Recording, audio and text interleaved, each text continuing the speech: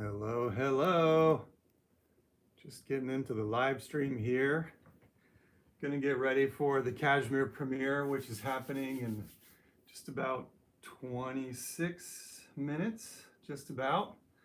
So I thought it'd be fun to come on here and do a little live stream and answer any questions that you guys might have. Just kind of talk about anything that comes to my mind, Kashmir related or really anything. This is kind of just a hangout for me to be able to chat with you guys.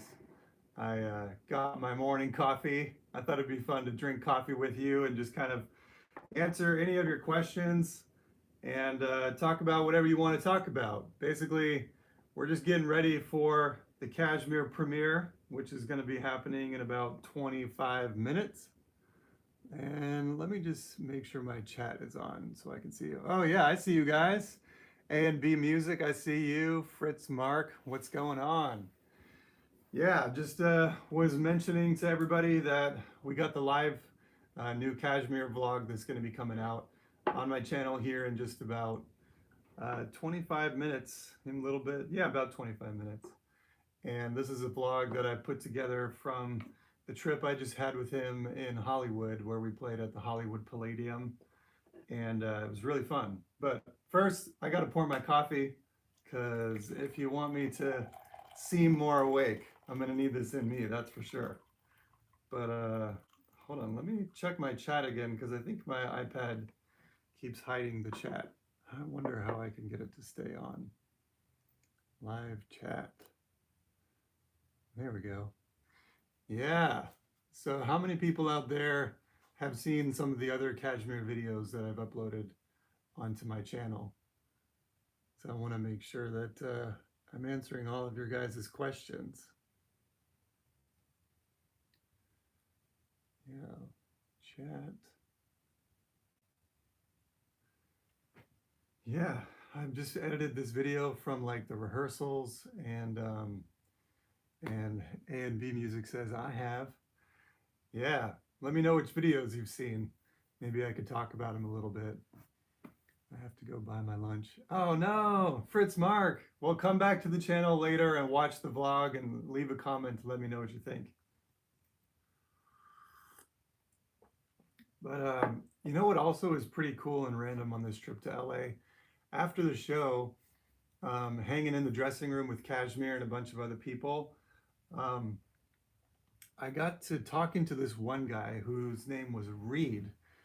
And we start talking about stuff, and then he starts telling me about YouTube, and we were kind of talking about how he uses his YouTube channel to talk to people and whatnot. And next thing you know, I hear his full name is Reed Stefan, which let me know if anybody here knows who Reed Stefan is.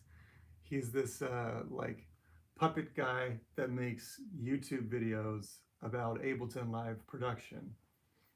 And it was just so random because I felt like such a goober. I was like talking with him, and all of a sudden I put two and two together, and I felt like I was meeting, you know, a YouTube celebrity or whatever, but he was a what you call it, he's like a puppet, and that's what kind of made it extra strange, you know. It was kind of funny. Hold on, I saw a new comment come in. Let me see what this is. How to get Kashmir leads for FL Studio. That is not actually something I can help you with. I don't use FL Studio, and I also don't know much about the Kashmir leads, if there's some sort of pack or something out there. Yeah, not too familiar with that one, unfortunately. Sorry.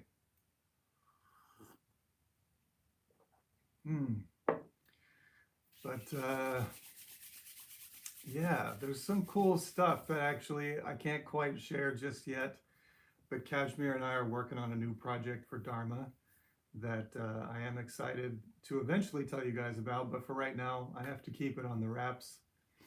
But yeah, in the past year, well, so I've been working with Kashmir since 2017. He called me in about March of 2017 and play some on the piano. Maybe I could do that, but I don't have my studio all turned on and everything. It would take, I think, too long. But I started working with him back in March, and um, I'm sorry, March of 2017, and we just started doing some individual shows here and there. We played like Miami, and then we played South Korea, and just kept kind of evolving. And let me read this comment really quick. Hey, you have a beautiful spirit. I am new to you as of last night. Binged and watched you till 3:15 this morning. That's so awesome. I don't know how to say your name. I apologize. But thank you for the comment. And yeah, let me know which videos you resonated with the most. But it wasn't until the beginning of 2019 that KSHMR actually asked me to start composing for his live show. And that was such an honor because I have really fallen in love with his live show performance, and getting to work with the orchestra is one of the favorite things that I've done in my career. I have a classically trained background, so I grew up as a classically trained piano player, and then eventually moved to LA and got involved in pop music and rock music and touring. I worked with Rihanna for about 4 years, touring from 2007 to 2011 with her. And then that branched me off into the entire rest of the industry, where I got to work with all kinds of really cool people. Some of my favorites are Tom Morello from Rage Against the Machine. He's my favorite guitar player of all time, and I got to play in his band off and on for about 2 years, and that was a blast. I've also gotten to work with Lady Gaga, Adam Lambert, Miguel. While working with Ree, we got to work with Eminem, which was one of my all-time favorite performances we had on stage. I got another comment. It says, oh, it's no problem. Honestly, all of them. The one with you talking about reality TV and egos hit home. Yeah, so that's a video that I just uploaded where I was walking through the airport, and I just was getting some inspiration to talk about how the television calcifies your pineal gland, your third eye. And it's a pretty interesting video. If you haven't seen it, definitely go check it out. And there are two things about that video. One, the content is really the most important part of that video. I wanted to just kind of dive deep and talk about how the TV is shaping our minds and teaching us to judge and fear one another. But the other thing about that video is that I wanted to try out a new style of vlogging while I'm walking, because I think a lot more when I walk and when I'm out in the world. But the audio in this video, I have to figure out a better situation, which I have figured out a better situation. I just got this whole setup for my iPhone. So I can actually just plug my iPhone in here, mount my iPhone here, and this beautiful mic will keep all the background noise that was all over that video down to a minimum. So I'm really psyched about that. Some of the new videos that I'm going to be making in the near future will use that mic, and I think it's going to sound pretty good. But yeah, so check out that video if you haven't seen it on my channel. It's called How the Television Calcifies Your Pineal Gland. And it's an interesting subject, so I wonder what you guys think. Do you have an email for us to send personal messages? The easiest way for you to send me a personal message is to go to my website, which is IamOnenO.com. And again, in case you don't know how to spell my name, it's actually on the wall right there. OnenO. ONENO. I don't know if my selfie camera is actually backwards or if you guys are seeing it forwards, but my name is spelled ONENO. And so my website is IamOnenO.com. And then you'll want to find my contact page, which has a section where you can send me a message. And that goes directly to my email, and then I can reach back out to you. Do you plan on staying with KSHMR and working with him? Yes, I mean, as long as I can. You know, in my world, as a musician that works with a lot of artists, it's kind of unpredictable how long you will stay working with somebody, because you know what they want to do one year for a live show might be very different than what they want to do the next year. So you never really know. It's kind of a toss-up how long you'll actually stay with somebody. But the fact that I've been with Kashmir now for 3 years is honestly amazing. And like I've said already, I love working with him. He's just so creative, and he's so, not only is he creative and professional and just a badass, but he's also super kind, and he's very appreciative of his team. He asks his team to work really hard, and then he gives them a ton of appreciation when they do pull it off. And that honestly is what makes him one of the best artists to work with. Because I've worked with a lot of pop artists that don't really know how to say thank you. And it's funny, it's such a simple and basic thing. But when, in my position being the keyboard player, when I'm giving my whole heart and soul to a performance, sometimes just a simple acknowledgement of like, thank you, that was so much fun, or you freaking rocked it out there. That kind of stuff really goes a long way. And I've definitely worked with, hi Gina, thanks for the love, Gina. But I've worked with some artists out there that just genuinely don't get it. And they don't realize that they need to stay humble and say thank you and be appreciative of the work that, yes, they're paying people to do, but it's a lot of work and it takes a lot of emotion. So it's always nice to get that appreciation. And Kashmir by far is the most appreciative artist I've ever worked with. So yeah, that's why I love working with him, and I would love to work with him as long as possible. We're doing a show in India on March 10th. March 10th, yeah.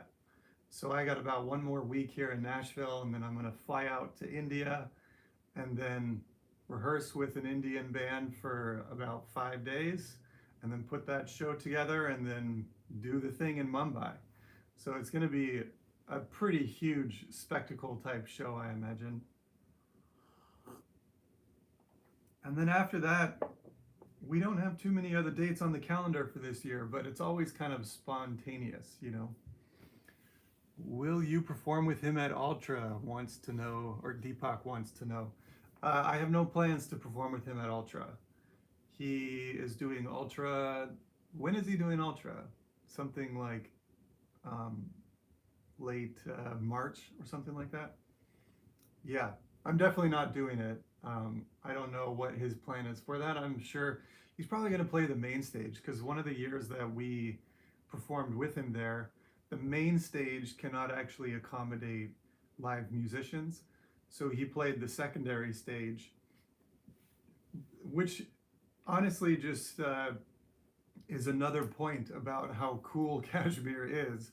He was offered to play the main stage, which has a built-in audience of, 40,000 people or more.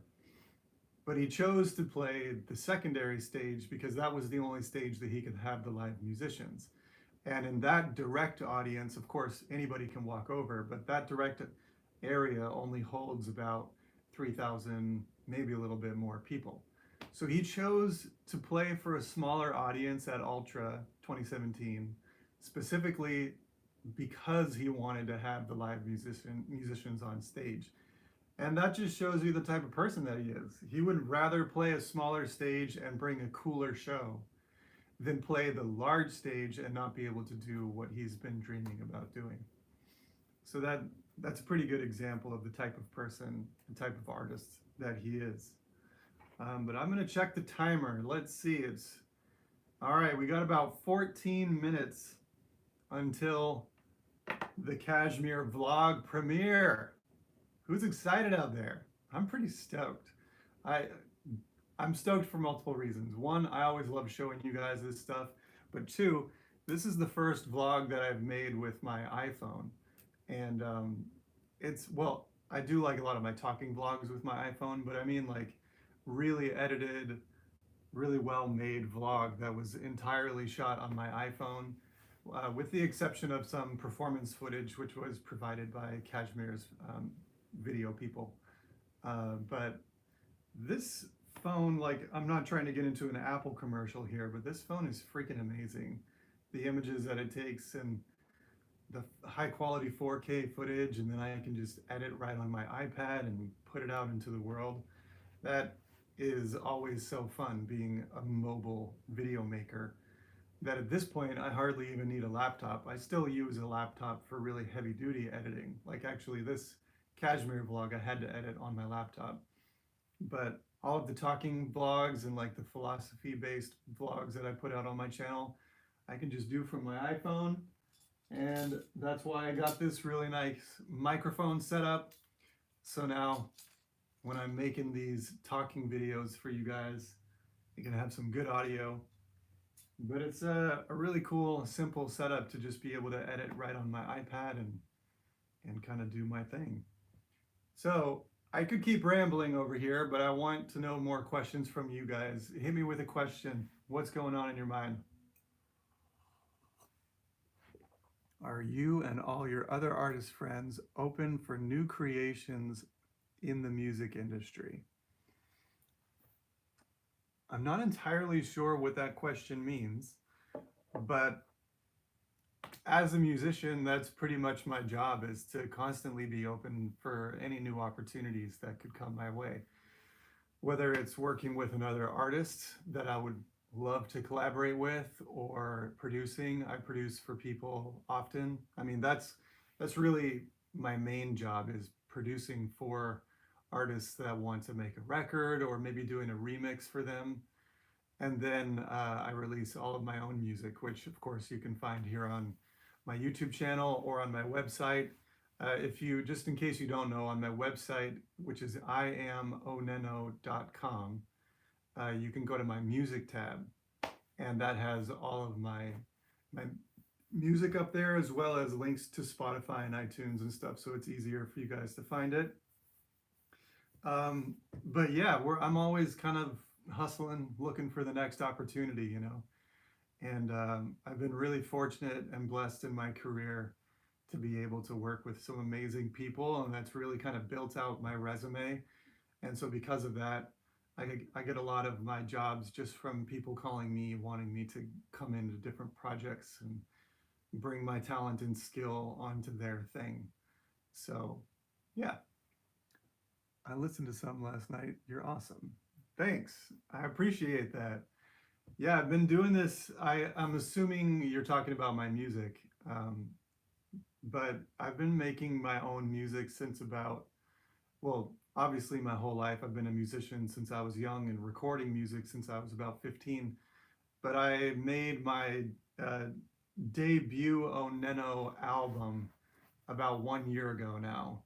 And it just feels so good to finally put out all of the sounds and the imagination that I have in my head, to put it out in the world and kind of just be like, this is me. This is who I am as a musician. Gina says, you're an awesome human. Thank you. I love that comment. Thank you, Gina. But yeah, it took me from about 2009, 2010, when I started really getting into producing my own music, like in my own direct laptop, trying to make everything. From 2009 or 2010, when that started, eventually by about 2013, I had released an EP that I was really happy with.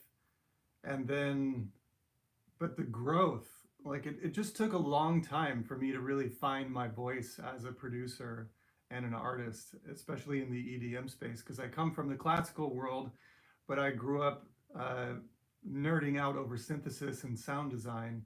And then eventually EDM became the thing, but I didn't really know how to produce that. So it took me, honestly, probably like 4 or 5 years to figure out how to really produce EDM music. And now I've been producing EDM music for 10 years.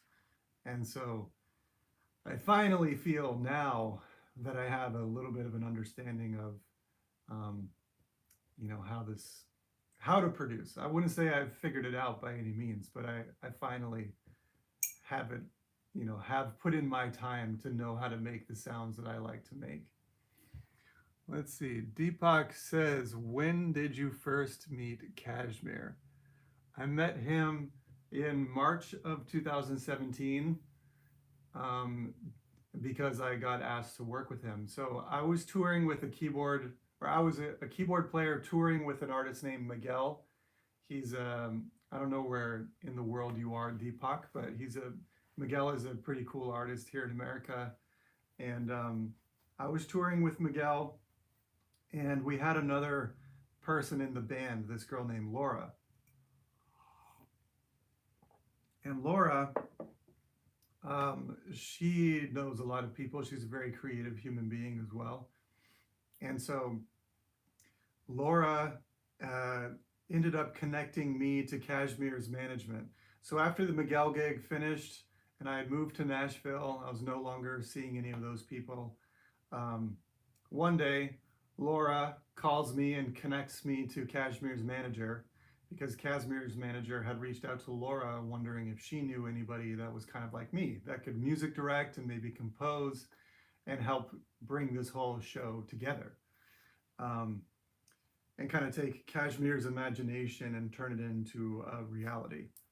And so they reached out to me, and then we just started talking on the phone and kind of daydreaming, and he gave me all the files to work with, and we really just started bringing it to life. And then we did Ultra Miami 2017, and that was in March.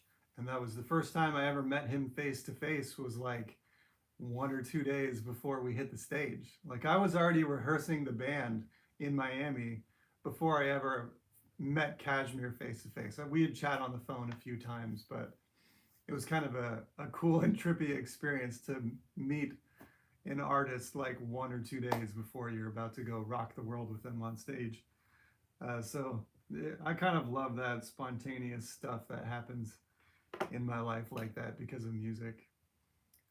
So I will take maybe one more question, but we're about 5 minutes away from the premiere, so I gotta jump over there. I want to be in the live chat talking with you guys, and again, answering more of your questions.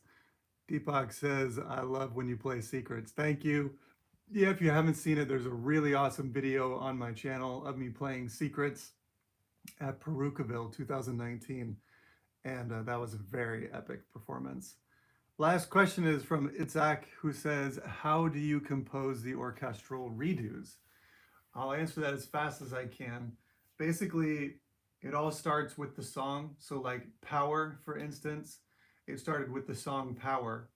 And then KSHMR and I discussed that we wanted to create a certain intro. We kind of talked about the bullet points of what we wanted to have happen, but he basically just said to me, like, do your thing. And that was because at this point we have 8 other songs in the show, so I kind of know the target zone of what we're trying to manifest. So then I just sat here in my studio, sat right here at this piano, at this exact keyboard, and I just started playing the piano. I start with piano first to kind of sketch out the chords, and then also maybe some specific runs that I want the whole orchestra to do, certain scales and runs and things like that. And then once I have the chords set and kind of the arrangement set, then I go into the laptop fully and I start orchestrating each part individually. So you start with, violin, viola, cello, and then bring in the trombone and the flute, and then program the taiko drums, and then just really produce out the whole thing. And yeah, so I would love to give you more of an answer, but I got to jump out of here and get over to the live stream, or to the premiere video. So I'll see you guys over there. Thanks for watching this live stream here with me. I'm going to do more of these in the future, so keep an eye out. I want to be able to do this every so often to kind of, have some more interaction with you guys and allow you to ask me anything that's on your mind. So thank you guys for coming through, and enjoy the rest of your day. I'll see you over at the KSHMR vlog premiere, and I'll be in the comments so you can ask me anything that's on your mind there. All right, guys. Peace out. Have a beautiful day. I'll talk to you later.